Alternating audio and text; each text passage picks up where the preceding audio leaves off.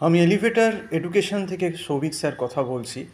আজকে প্রায় 24শে সেপ্টেম্বর হয়ে গেল এবং ধরেই নেওয়া যায় যে পুজো কিন্তু শুরু হয়ে গেল।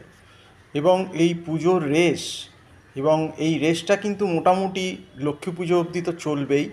কাজেই লক্ষ্মী পুজো অবধি যদি ধরি অক্টোবরের মোটামুটি 6-7 তারিখ হয়ে যাচ্ছে, তাহলে সেখান থেকে যদি আমরা আজকে এমবিএ ফার্স্ট সেমিস্টার ম্যাকআউটের এক্সামটা যেহেতু জানুয়ারির ফার্স্ট উইকে হবে, জানুয়ারি মাসে, তাহলে যদি হিসেব করি, আর মাঝখানে তো দেওয়ালিও আছে, কালী পুজো, ভাইফোঁটা আছে, এগুলো যদি আপনি এইগুলো বাদ দিয়ে দেন 3-4 দিন 5 দিন, আর মোটামুটি অক্টোবরের 7 তারিখ থেকে ধরেন, তাহলে এদিকে 7 আর ওদিকে মোটামুটি 5-6-12 দিন বাদই হয়ে গেল।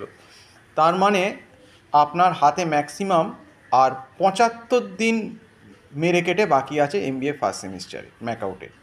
তো এখন দুয়ারে এক্সাম এসে গেছে এবং যার অনেক কলেজেই আমি জানি আছে সবে হয়তো 15 দিন 20 দিন হলো ক্লাস হচ্ছে, কিন্তু এদের সিলেবাস তো এভাবে শেষ করতে পারবে না, ওই একদিনে এক করিয়ে সব শেষ করে দেবে, মানে কিছুই কেউ কিছু বুঝতে পারবে না।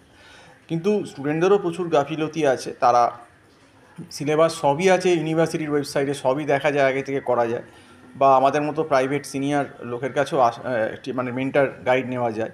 তো সেগুলো অনেকেই করেননি, কিন্তু এইবার কিন্তু সত্যি করে খেলা হবে এবং স্ট্যাট ইকোনমিক্সে বিশাল একটা খেলা হবে, এবং যাদের ব্যাকগ্রাউন্ড নেই অ্যাকাউন্টসে তাদের সঙ্গেও খেলা হবে পরীক্ষায়। আর পরীক্ষা তো দোরগোড়ায় চলেই এলো, দুয়ারে এক্সাম বলেই দিলাম প্রায়। আর only 75 days remaining, countdown start.